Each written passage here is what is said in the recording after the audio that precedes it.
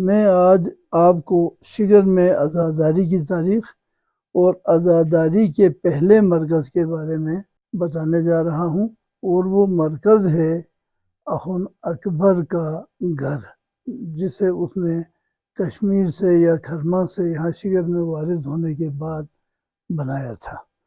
یہ گھر اگیپا کے محلے میں ہے۔ ان میں سے ایک بیٹا تو کھرما میں رہا، جہاں اس کا اب بھی جو خاندان ہے اسی کے خاندان والے امام بارگاہ میں جو مجالس کا اہتمام کرتے ہیں وہ اس اخن کے خاندان والے ہیں، اس کے اخن کی اولاد ہے۔ ان کا ایک بیٹا سکردو آیا، اس نے سکردو کے راجہ سے مل کر چھوغو ماتم سرا اس کی بنیاد ڈالی۔ ایک بیٹا یہاں شگر آیا۔ اس گھر میں اخن اکبر صاحب نے اپنے مہمان خانے کو، جس کو کشمیری میں وان کہتے ہیں، عزا خانے کے طور پہ تعمیر کرایا۔ آپ دیکھ رہے ہیں کہ مردوں کے بیٹھنے کے لیے الگ جگہ ہے اور عورتوں کے لیے الگ جگہ مخصوص ہے، جس کے درمیان میں لکڑی کی جالی لگی ہوئی ہے، جس سے ایک دوسرے کو دیکھ نہیں سکتے، عورتوں کا پردہ قائم رہتا ہے اور مجلس میں شرکت ہو جاتی ہے۔ اس گھر کا اپنا تابوت خانہ ہے، اس میں پرانا قدیم تابوت بھی موجود ہے، 250 سال پہلے سے چلا آ رہا ہے اور اسی کی پرانی شکل میں محفوظ ہے۔ اب بھی یہاں مجالس ہوتے ہیں۔ محرم میں یہاں کوئی 5 مجالس ہوتی ہیں، 21 رمضان کو مجلس ہوتی ہے، تو سال میں 6 مجالس یہاں پہ اب بھی ہوتی ہیں۔ آج سے کوئی 100-150 سال پہلے چھوترون والے سید عباس گول سے یہاں تشریف لائے۔ وہ شگر میں پہلا مقامی مجتہد تھا۔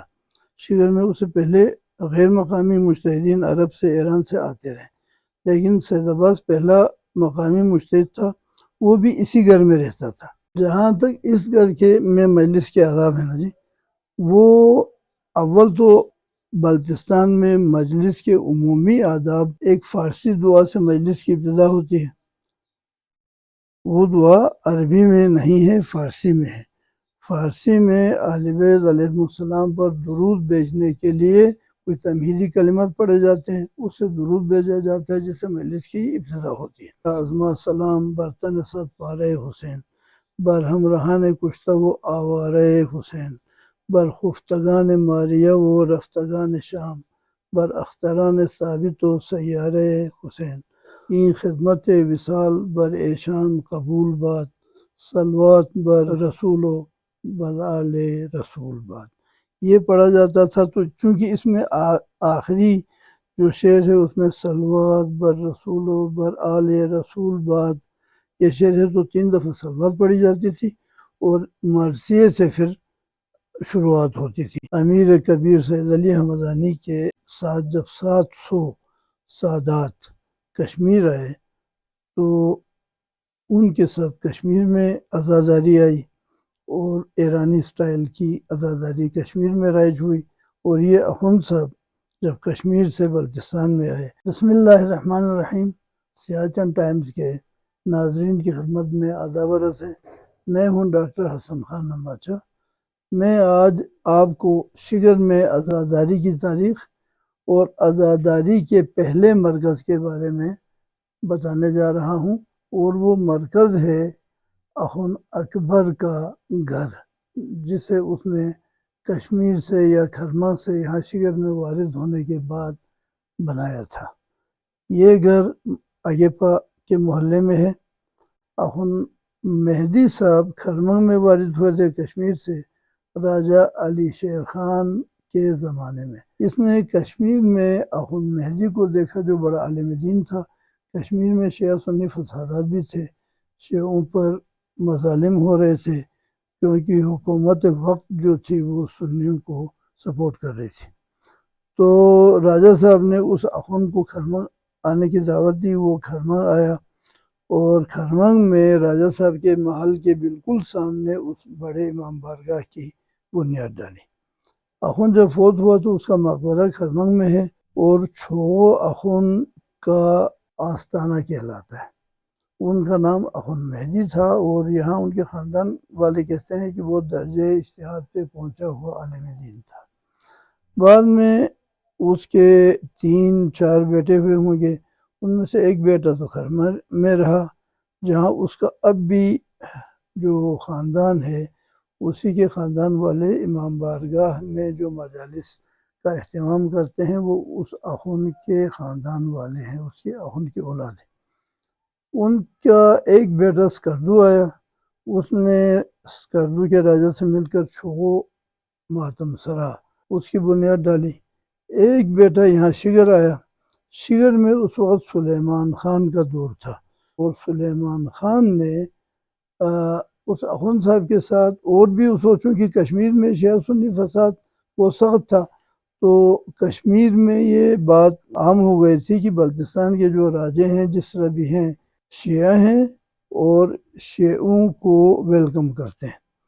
تو یہ کہ تو اسی تاثر کے تحت اسکردو میں لسوپا جو کشمیری آباد ہوئے، اسی وے میں شگر کے کشمیری بھی کشمیر سے ہجرت کر کے شگر آئے۔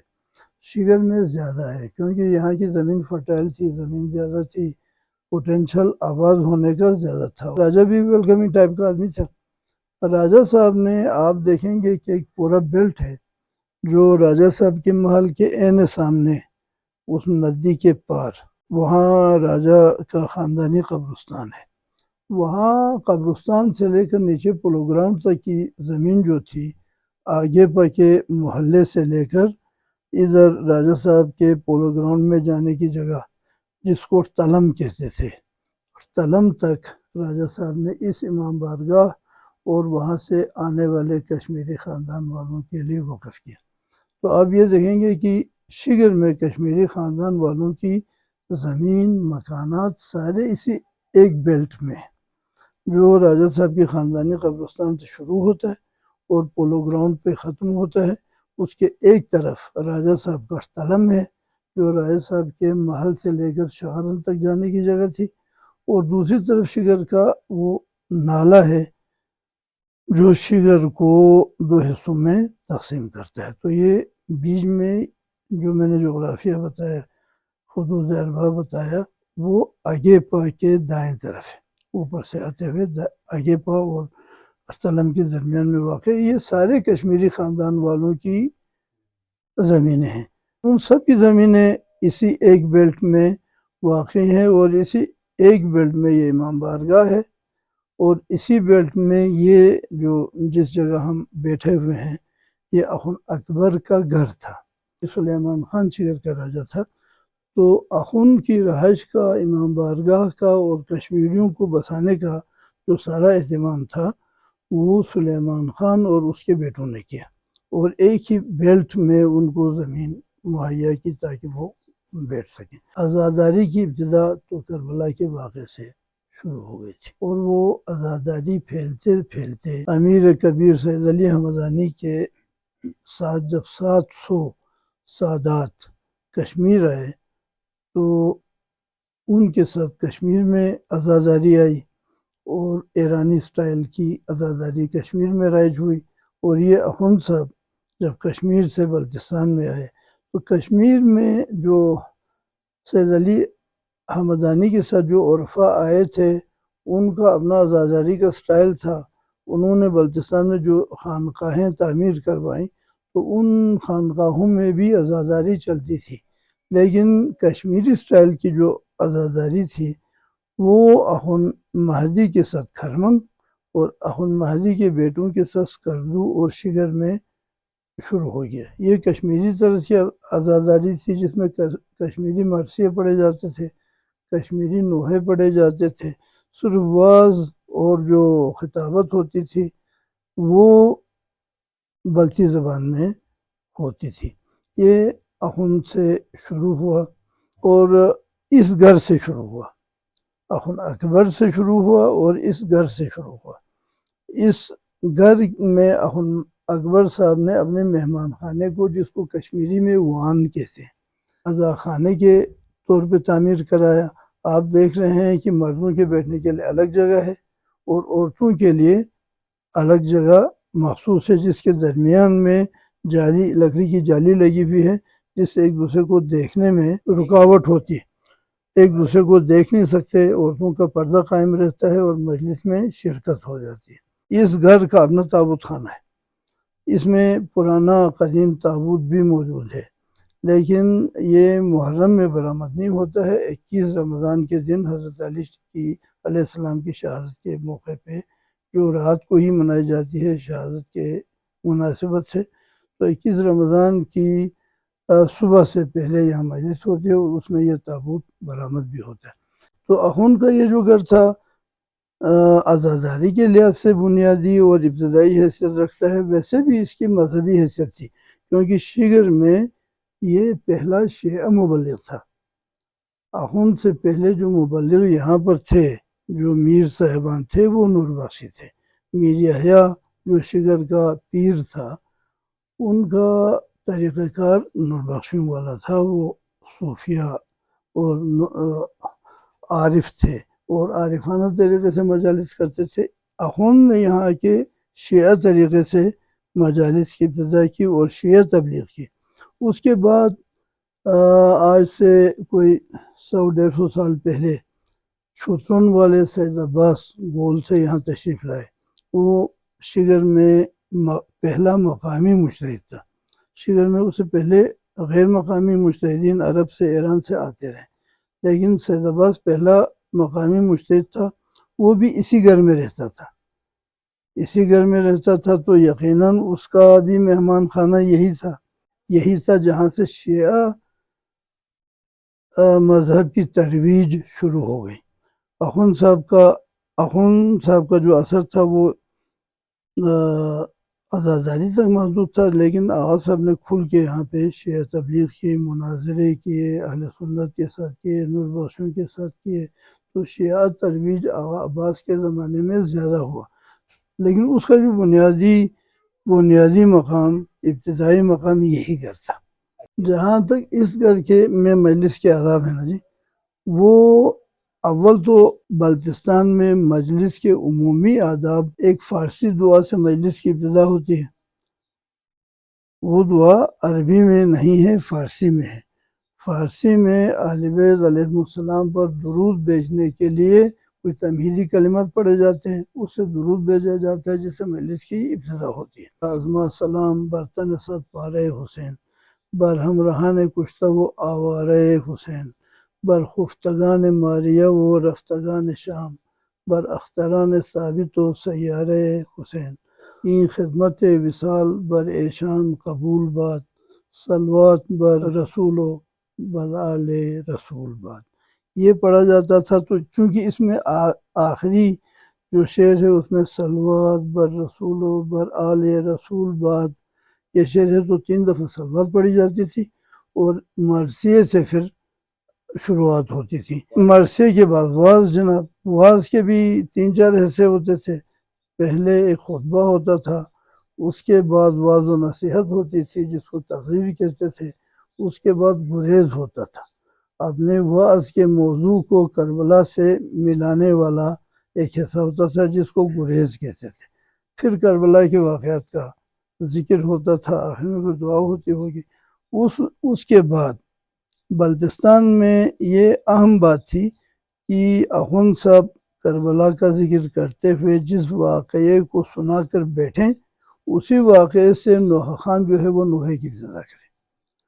یہ نوحہ خان کی ایک سکل ہوتی تھی، جتنا وہ پریسائزلی اس واقعے سے شروع کرتا تھا اتنی ہی اس کی مہارت مانی جاتی تھی کہ اخون صاحب نے اس واقعے پر ختم کیا اپنی خطابت کو، اور نوحہ خان نے اسی واقعے کے ساتھ اپنے نوحے کو شروع کیا اور اٹھایا۔